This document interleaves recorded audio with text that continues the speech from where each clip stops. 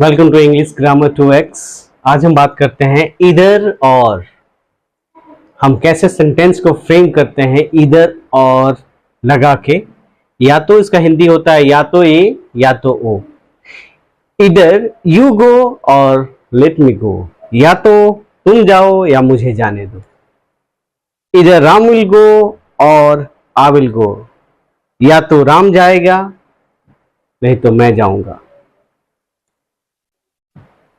मैं या तो दिल्ली जाऊंगा या मुंबई।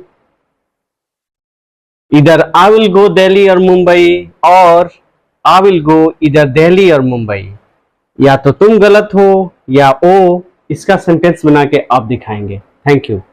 कल मैं आपको नीदर नॉर के बारे में बताऊंगा, how to frame the sentence to use neither nor. Thanks.